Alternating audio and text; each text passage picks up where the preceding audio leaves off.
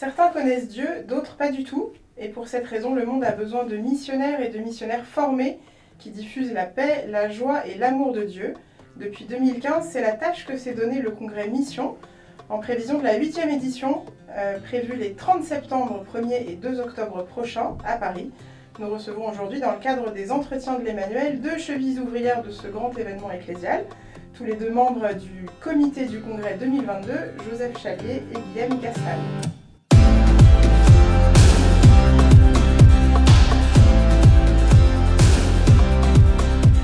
Bonjour à tous les deux. Bonjour. Alors, Guillaume Gastal, vous êtes membre d'Annuncio, qui est l'initiateur du congrès Mission. Est-ce que, en 2 mots, 3 peut-être, vous pouvez nous présenter Annuncio? Annuncio, c'est un mouvement, une association qui a pour projet, pour vocation de promouvoir l'évangélisation directe au sein de l'Église, voilà, pour annoncer l'Évangile, notamment dans la rue. Voilà. Joseph Chalier, vous appartenez à la communauté de l'Emmanuel. Je vous pose la même question en une phrase. La communauté de l'Emmanuel, c'est une association de fidèles, voilà, une communauté qui rassemble des membres de tous états de vie et voilà, qui essaye de grandir ensemble dans la sainteté et d'évangéliser le monde en vivant dans le monde. Et à travers la conversion de ses membres, hein, ce que vous me disiez avant qu'on commence cette émission. Alors, on disait que c'était Annuncio qui avait été à l'initiative avec d'autres mouvements et communautés partenaires du Congrès Mission il y a 7 ans. Guillaume Gastal, est-ce que vous pouvez nous redire quelle a été l'intuition au démarrage qui a conduit Annuncio à se lancer dans cette aventure du Congrès Mission? La première intuition, moi j'y étais pas, donc je raconte ce que j'ai entendu, mais c'est donc Raphaël Cornu-Ténart, qui est père de famille, qui discutait dans un café avec un de ses amis prêtres, et ensemble ils se sont dit, mais en fait il y a plein de belles initiatives qui existent en France et dans l'Église. Il faudrait qu'on puisse faire se rassembler tous ces mouvements missionnaires, toutes ces personnes qui annoncent l'Évangile aujourd'hui, et donc de créer un événement, on peut dire, je sais pas, le salon de l'agriculture de l'évangélisation. Donc le Grenelle de l'évangélisation. Donc c'est comme ça que l'idée est née dans un café. Et ensuite, c'est un groupe d'amis, avec notamment des personnes de l'Emmanuel, d'Alpha, d'Encarem et d'Annuncio, qui ont porté ce projet, voilà, en 2015 avec le premier congrès mission qui a eu lieu à Montmartre en 2015. Quels sont les enjeux de l'évangélisation aujourd'hui, Guillaume Gastal? Moi je dirais que les enjeux de l'évangélisation, c'est que le Christ a soif d'être aimé et d'être connu. Et donc, nous, comme chrétiens, on a la chance de le connaître. On essaye de l'aimer tous les jours un peu plus. Et donc, je pense que on a un trésor à partager. Et puis, les gens ont soif de Dieu. Dieu a soif des gens. Donc, il faut juste qu'on soit de bons entremetteurs. Joseph Chalier, vous répondriez quoi, vous, à cette question sur les enjeux de l'évangélisation? Pour reprendre, de répondre à l'évangile aussi, de répondre au Christ dans l'évangile, qui nous envoie en mission, de toutes les nations faites des disciples, baptisez-les. Donc voilà, il y a besoin de se faire, de témoigner tout simplement, d'annoncer le kérim, d'annoncer la résurrection du Christ, d'annoncer la proximité du Christ. Voilà, à tous nos frères et sœurs en humanité qui cheminent ou qui ignorent Dieu ou qui le cherchent, etc. Et puis après, un des enjeux aussi peut-être aujourd'hui, mais comme en tout temps, c'est de renouveler l'évangélisation. On n'évangélise pas un paysan de Bourgogne d'aujourd'hui comme on évangélisait un paysan de Bourgogne des années 20, des années 1920. Voilà, il s'est passé un siècle, il s'est passé des choses. Donc, quelles sont les modalités nouvelles, quels sont les défis nouveaux, et donc quelles sont les réponses nouvelles de l'Esprit Saint, qui ne peut que passer par nous, enfin qui veut passer par nous, je veux dire. Donc, voilà, c'est aussi une des réponses une des belles grâces du Congrès Mission, c'est de montrer ce que fait l'Esprit Saint de manière parfois invisible dans un bled paumé. Et là, pouf, tout le monde le voit, et donc ça peut inspirer des missionnaires d'aujourd'hui. Alors j'ai une question qui est peut-être un peu, peut-être pas très confortable, mais il y a beaucoup cette idée de montrer dans le Congrès Mission, montrer ce qu'on fait. Est-ce que quelque part, c'est pas un exercice d'autosatisfaction? Regardez comme l'Église fait de belles choses aujourd'hui. Ah oui, c'est vrai qu'elle fait de belles choses. Ouais. Si elle n'en faisait pas, ça veut dire que l'Esprit Saint l'aurait quitté. Non, mais oui, je vois la question derrière. Mais je dirais que c'est peut-être apprendre à rendre grâce. C'est pas facile à répondre. Moi, souvent, je compare le congrès mission au passage des 72 disciples quand ils reviennent de mission. Il y a plein de missionnaires un peu partout, comme l'a dit Joseph. Plein de gens qui ont des charismes et des vocations et des sensibilités et des manières de parler différentes. Et quand les 72 disciples reviennent auprès du Christ, il me semble que c'est quand même un des passages de l'Évangile où on dit vraiment que Jésus exulte sous l'action de l'Esprit Saint, où il est dans la joie, je ne sais plus comment c'est dit. Et donc c'est vraiment un moment où Jésus est dans la joie, donc je pense que le congrès mission, c'est peut-être un peu ce passage-là de l'Évangile, où les missionnaires reviennent et rendent grâce les uns pour les autres, reprennent un peu des forces. Souvent Jésus, il invite les disciples, quand ils reviennent de mission, à se reposer. Donc il y a aussi cette dimension de se reposer dans l'amitié. Et après de repartir chacun dans ces lieux propres de mission, quoi. Donc voilà, c'est ce que peut-être la difficulté de faire attention à pas être fier d'une mauvaise manière, mais je pense que c'est plus de la joie peut-être. De la joie, c'est un lieu à la fois pour se ressourcer, pour ceux qui sont actifs et dynamiques, et en même temps un lieu d'envoi. Vous diriez ça? Oui, ça rejoint un peu ce que disait Guillaume dans le. C'est sûr que c'est pas la mission de Nazareth du quotidien où voilà chacun est dans son quotidien avec ses défis et son Esprit Saint, mais il y a un rassemblement, voilà, c'est les béatitudes, c'est Jésus qui rassemble ses disciples, c'est l'Esprit Saint qui ramène des disciples de toutes tendances, sensibilités différentes, etc. Et qui voilà dans un week-end où on peut vraiment être rené d'en haut et être renouvelé dans l'Esprit Saint, quoi. Et ben là on est réenvoyé en mission là où on est, où on reprend une part un peu plus cachée peut-être, mais où on peut quand même annoncer le Christ. L'essentiel du congrès mission, est-ce que c'est au fond d'aider ceux qui viennent, ceux qui participent, à se convertir toujours un peu plus et à transformer leur vie? Alors forcément, et je pense que dans l'évangélisation, en fait, si c'est pas évident de faire de l'évangélisation, et notamment de l'évangélisation directe, c'est que je pense que ça nous confronte tout de suite à notre relation au Christ. Moi, je me rends compte, quand je vais dans la rue, j'ai rarement très envie d'aller parler de Jésus dans la rue, mais je me suis engagé à le faire une fois par mois, donc je le fais. Et je vois bien qu'à chaque fois que je parle à quelqu'un, tout de suite, je lui dis, en fait, où est-ce que j'en suis avec Jésus? Est-ce qu'on est très copains? Est-ce qu'on se fait la gueule ou pas? Est-ce que j'ai des choses à me reprocher? Ou au contraire, est-ce que c'est de la joie? Et tout de suite, instinctivement, on sent un peu où est-ce qu'on en est avec le Seigneur. Et je pense que c'est en grande partie pour ça que c'est difficile de faire l'évangélisation directe. Donc, se rendant compte de cette relation et qu'on met un peu à jour en rencontrant des gens qui connaissent pas forcément Jésus, je pense que ça invite à la conversion. Ouais. On dit, ah mince, et en fait, il faut peut-être que je grandisse avec le Seigneur sur ce point-là, il m'attend là. Et ça fait grandir le missionnaire et la personne à qui, j'espère, les personnes qu'on rencontre aussi. Il n'y a pas d'évangélisation si soi-même on n'accepte pas de se convertir. De toute façon, oui, dans l'humilité est au cœur quand même. Même dans la manière de. Voilà, ça me fait repenser à votre question tout à l'heure. Oui, au congrès mission, il y a des choses qui sont montrées. Il y a un côté événementiel aussi, clairement. Voilà, des dizaines des milliers de personnes. C'est pas. Mais il y a la question de l'humilité derrière. C'est-à-dire, si Dieu fait des grâces, lui rendre grâce, c'est rendre gloire à Dieu. Voilà.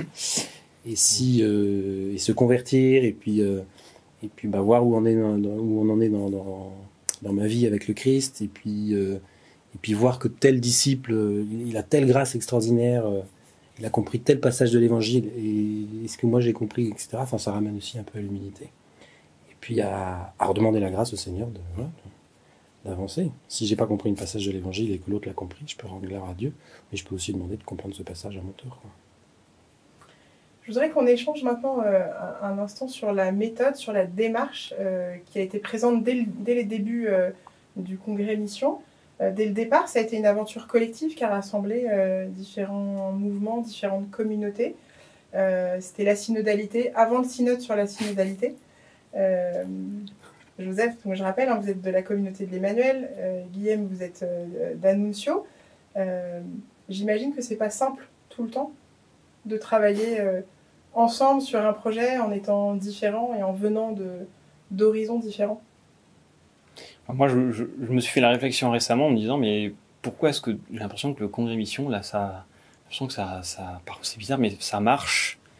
Je pense qu'en fait, ça nous unit autour d'un projet commun pendant un temps assez bref, et on peut pas personne ne peut le porter seul. Aucune communauté, aucune paroisse. On a besoin de tout le monde. Et donc j'ai l'impression qu'en même temps on vient chacun avec nos charismes et ce qu'on sait faire. Et en même temps, parfois on est un peu obligé de l'oublier ou de le mettre de côté pour se mettre au service de cet événement et de ce projet en fait qui est le projet de tout chrétien et de l'Église. C'est en fait l'avènement du royaume de Dieu et que Dieu soit connu, aimé, et puis que ouais. Donc on s'unit tous autour de ce cœur et de ce projet-là, et on oublie un peu ce qui peut parfois peut-être un peu nous vexer chez les uns et chez les autres, et on se rend compte en fait l'Église en fait est une mosaïque de missionnaires, une mosaïque de charisme, et là pendant un bref court instant, tourné vers l'extérieur. On n'est pas place Saint-Pierre autour du Saint-Père pour être entre nous, mais on est tourné on se forme pour annoncer le Christ à l'extérieur.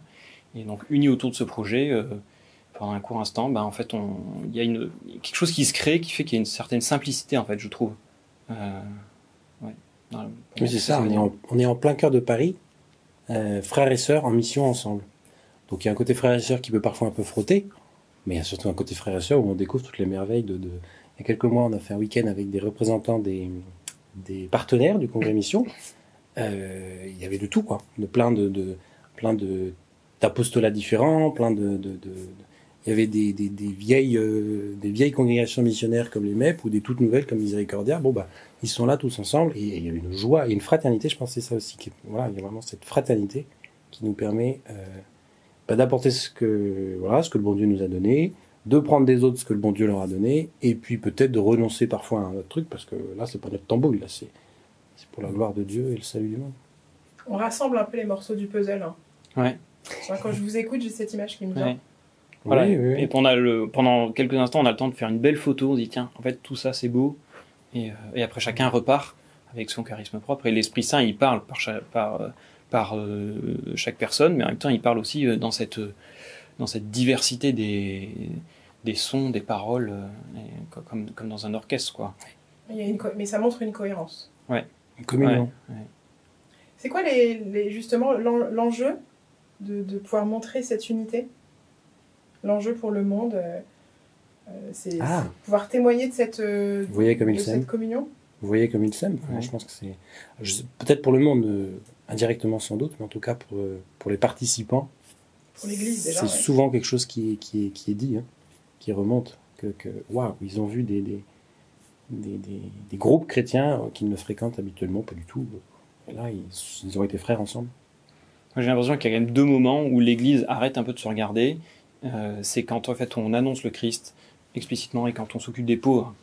Et si je suis avec quelqu'un que je connais pas trop, qui est chrétien comme moi, et qu'on va se mettre au service d'une personne dans le besoin et qu'on va lui laver les pieds, en fait on oublie nos différences parce qu'on est au service de quelqu'un d'autre.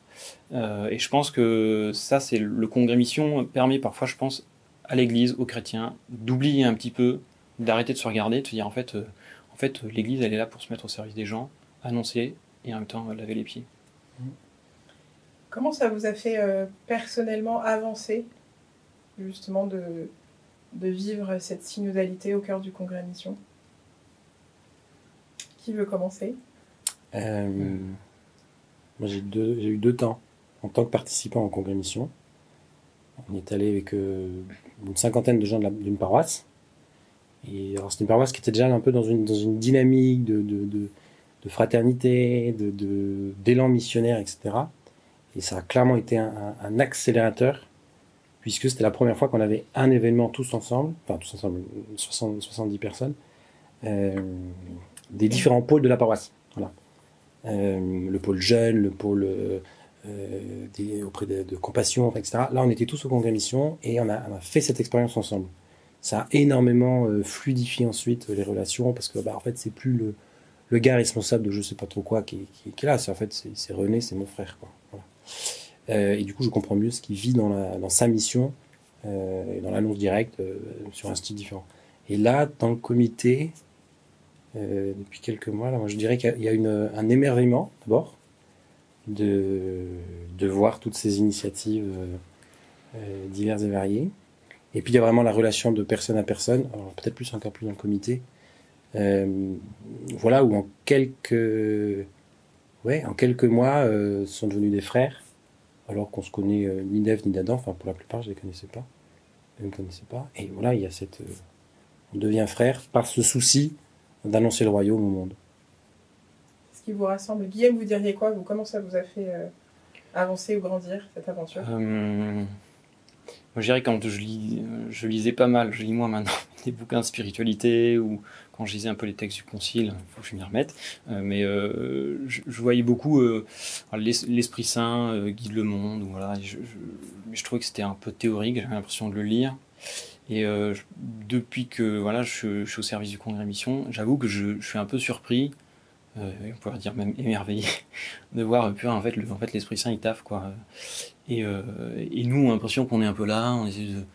moi j'aime bien le foot donc, ou le rugby, c'est comme si on tape le ballon en l'air, mais alors après on est là, on sait pas trop où ça va tomber, on essaye d'être un peu à la réception, mais parfois on loupe le ballon, et j'ai l'impression qu'on essaye de toujours en train d'essayer de capter un petit peu où est-ce que l'Esprit Saint veut qu'on aille, mais c'est toujours lui qui est en avance, et parfois on se plante, mais en même temps c'est hyper beau de se dire, c'est voilà, celui qui est à la barre, et en tout cas on veut qu'il reste à la barre, on veut vraiment que ce soit l'Esprit Saint, pour le Congrès Mission, mais plus largement pour l'Église et pour le monde, c'est lui qui conduit l'histoire. Et ben nous, comme chrétiens, on essaye d'accompagner à notre place ce mouvement pour que son règne vienne vraiment. C'est la 8e édition qui va s'ouvrir en septembre et octobre prochain. Forcément, depuis 7 ans, il y a déjà eu beaucoup de fruits. Qu'est-ce que vous avez envie de retenir, vous, comme fruit des Congrès Mission précédents? Martine qui a rencontré l'Esprit Saint, ouais. De cette paroisse dont je parlais tout à l'heure, qui voilà, après une conversion un peu sur le tard avec Alpha, est venu au Congrès Mission et a fait vraiment une expérience de l'Esprit Saint. Ou bien Hugues qui a fait une expérience missionnaire pendant le Congrès et qui l'a profondément marqué, sachant qu'il était déjà missionnaire, il était prêtre depuis 10 ans. Mais voilà. Il y a beaucoup d'initiatives missionnaires qui ont jailli à la suite de ces congrès missions. Alors on voit que ça, quand même, on a pas mal de retours. Donc moi j'étais au Congrès Mission de Marseille il y a 1 an, et il y a quand même, on reçoit des mails ou quand on va après dans d'autres paroisses, on voit quand même pas mal de personnes qui nous disent ça nous a stimulé. En fait souvent j'ai l'impression que ça relance les gens dans leurs projets et dans leurs intuitions propres. Sûrement qu'on récupère des intuitions et qu'on duplique mais souvent, je pense que ça permet aux gens aussi de prendre confiance en ce qu'ils portent. Et en fait, l'Esprit Saint nous parle aussi par eux, et qu'eux aussi, ils ont une manière d'évangéliser propre. Et je pense que ça redonne confiance et ça donne un enthousiasme fort, quoi. Et ça crée bien sûr aussi des amitiés missionnaires. Voilà, dans le comité, on le vit, mais je pense que ça se vit à plein de niveaux. Moi, je dirais, ça soutient et ça renouvelle l'enthousiasme missionnaire. Peut-être que ça se vit à plein de niveaux parce que vous le vivez dans le comité. Si vous le dites. J'espère, je sais pas. C'est une hypothèse. si, parce qu'il y a, oui. En tout cas, mais pas que dans le comité, dans les centaines de volontaires, de bénévoles, etc., qui viennent pendant le congrès, il y a quelque chose qui se dégage. Et du coup, je pense à une paroisse là, qui était venue, une paroisse de Neuilly, un prêtre a amené 5-6 de ses paroissiens de l'EAP. Et en fait, ils sont ressortis de là en se disant, tous nos plans missionnaires ne servent à rien, on n'est pas frères. Donc on va devenir frères, et après, il y aura des choses qui vont un peu plus se guider, etc. Alors sans doute qu'ils avaient déjà plein de belles choses, mais voilà, derrière ça, ils ont été touchés par cette fraternité, et je pense pas que c'est la fraternité du comité, c'est la fraternité de la buvette, ou je sais pas où ils étaient. Voilà, ils ont vu la fraternité, et ça leur a donné envie de... Voilà. Alors, on va se pencher maintenant sur l'édition 2022 qui arrive à grands pas. Le congrès est prévu les 30 septembre, 1er et 2 octobre prochains à Paris. Est-ce que vous pouvez déjà nous dire un peu en avant-première quel va être le menu, les incontournables, les nouveautés, les surprises? Le menu, on reste sur ce qui a été un peu éprouvé par le temps. Ça veut dire une programmation avec des tables rondes. Il y en aura une 40aine. Avec 3 personnes qui réfléchissent ensemble sur un sujet on essaie de se poser comment est-ce qu'on annonce l'évangile aujourd'hui. Et puis il y a des ateliers, il y en aura environ 300, avec des mises en pratique et des propositions de présenter quelque chose qui se fait, et pour permettre aux gens de s'en nourrir, et pourquoi pas de s'en inspirer après pour chez eux. Donc ça a été éprouvé par le temps. Et après, il y a des choses particulières. Chose particulière, c'est qu'on va remettre un peu l'accent, c'est un renouveau, on va dire plutôt. On va remettre l'accent sur l'expérience missionnaire sur les ateliers, soit à travers différentes propositions un peu originales. Il y en a une notamment, qu'on peut déjà dire, c'est qu'il va y avoir lieu un banquet de l'amitié. Voilà, un grand banquet digne d'Obélix, mais en plein cœur de Paris, pour annoncer le Christ, pour rencontrer les gens. Voilà, donc ça, c'est assez original quand même. Comme nouveauté, il y aura aussi une dimension un peu plus, parfois un peu aussi, peut-être d'enseignement, sur 3 moments d'enseignement un peu plus, peut-être nourrir son intelligence, etc., de manière un peu plus profonde que ce qui avait pu être fait par le passé. Puis après, il y a la dimension culturelle aussi, qu'on veut redéployer, et qui a été moins présente ces dernières années. Et de redécouvrir qu'on annonce aussi le Seigneur par l'art.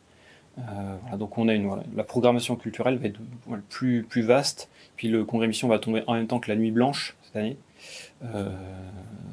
On va essayer de se servir de ça aussi. Et on prend aussi ça comme un appel du Seigneur de retravailler un peu cette dimension-là avec des artistes chrétiens qui peuvent nous soutenir et annoncer le Christ à leur manière. Donc de la musique, de la peinture, de la sculpture. Oui, entre autres. On a aussi une journée des lycéens, voilà, petite nouveauté de cette année. Ou soit des lycéens venant avec leur famille, soit des aumôneries lançant leur année d'aumônerie à ce moment-là. Ils vont avoir une programmation à part, une journée à part, mais avec leur défi à eux d'aujourd'hui. Et puis il y a quand même aussi l'accueil des familles, qui est une grosse nouveauté, puisque là il y aura faire vivre aux enfants un week-end missionnaire, ou en tout cas d'église. Mais ça, je sais plus du tout ce qu'il y a dedans, donc je peux pas vous en parler. Oui, en fait, on a décidé de transformer la garderie en congrès mission pour les enfants. Donc que les enfants puissent aussi vivre une expérience, pourquoi pas même d'évangélisation dans la rue, si on sent que c'est ajusté pour certains, s'il y en a qui veulent le vivre. Et que les enfants, pendant les 2 jours du congrès mission, puissent toucher aussi un peu du doigt avec ce qu'ils sont, de l'expérience missionnaire du chrétien, et pour que, repartant en famille, ils aient à partager ensemble. En fait, il y a eu cette expérience-là l'année dernière au congrès mission de Besançon, et on a vu que ça portait de très beaux fruits, donc on essaye de se servir de ça. Donc un congrès qui prépare l'avenir. Exactement. Il y a un thème aussi, cette année, c'est une nouveauté. Oui, c'est vrai. Le royaume de Dieu est proche, tiré de l'évangile de Matthieu. Comment vous avez reçu ce thème? Qu'est-ce que vous voulez dire à travers ce thème?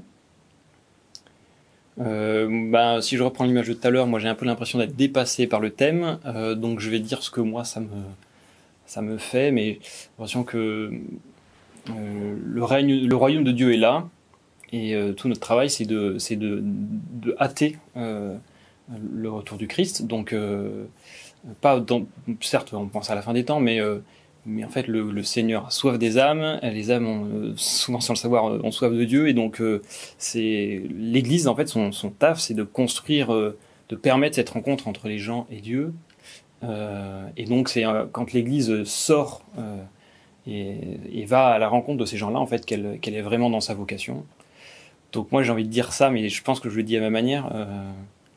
Le royaume des cieux est proche, il est déjà là, il était déjà là avant, c'est pas forcément un moment précis de l'histoire, il est là, il n'était pas là hier, il sera pas là demain, mais en fait on essaye de coopérer à ce travail, quoi, de l'Esprit Saint, et l'Église essaye de coopérer à ça, et c'est hyper enthousiasmant, quoi.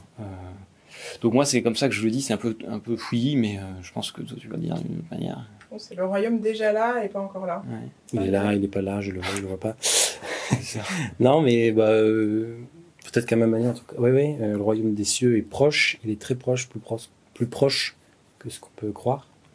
Alors, c'est pas pour dire que la fin du monde est proche, etc. Hein. C'est pas du prophétisme à la Lucky Luke, je sais pas quoi. Mais non, il y a quelque chose de...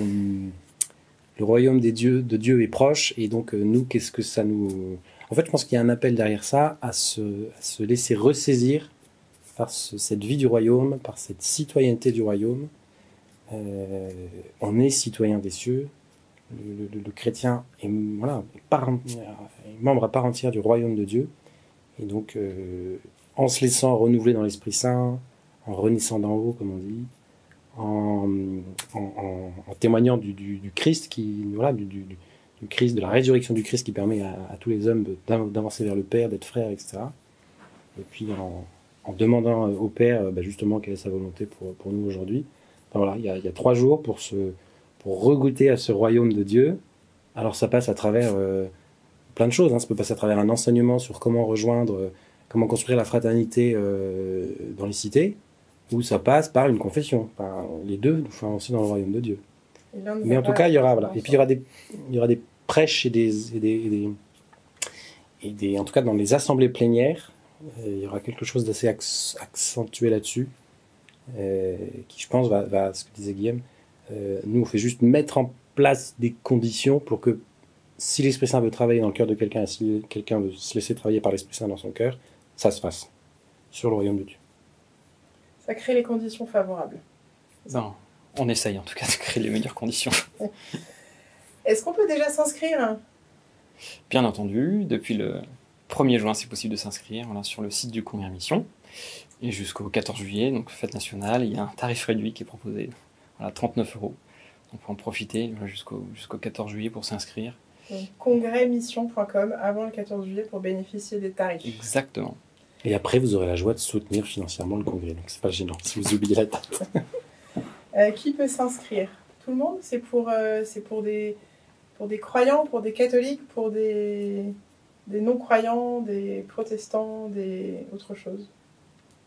Qui est invité à ce congrès ? En fait, c'est particulièrement les catholiques, aussi des chrétiens qui veulent se joindre à nous, mais c'est un événement catholique, vraiment porté par des catholiques. Et c'est pour et les chrétiens qui ont envie de se laisser renouveler dans leur élan et leur vocation missionnaire. Bien sûr que tous ceux qui veulent venir au Congrès Mission, qu'ils croient en Dieu ou non, sont les bienvenus. Mais notre cœur de cible, c'est vraiment réchauffer les braises pour qu'après pour chauffer le reste du monde. Donc c'est vrai c'est notre cible, c'est vraiment ceux qui veulent devenir plus missionnaires. Et on peut venir en famille, en solo, en paroisse, on peut venir différentes réalités. Jeunes ou vieux, qu'on habite Brest, Strasbourg, Marseille ou Lille, tout le monde est invité. À Paris. Pour conclure, est-ce que en juste quelques mots, vous pouvez nous donner chacun une bonne raison de venir au congrès ? On y sera. Ça va faire envie. Hein. Ouais, c'est sûr. Et une bonne raison d'inviter un ami ? Une vraie bonne raison de venir au congrès, et de goûter à ce royaume, et de goûter à cet état d'esprit du royaume de Dieu, et à l'église missionnaire, joyeuse et fraternelle. Moi, j'ai envie de dire, venir redécouvrir ensemble quel est son propre talent missionnaire qu'on peut mettre au service de l'église, et se laisser convertir à travers ça. Oui, mais surtout, il y a plein d'autres raisons que l'Esprit Saint va insuffler dans le cœur de chacun. C'était une manière de conclure. Merci Joseph, merci Guillaume de votre disponibilité. Rendez-vous donc au Congrès Mission les 30 septembre, 1er et 2 octobre prochains à Paris. Inscription sur le site congrèsmission.com. À bientôt. Merci.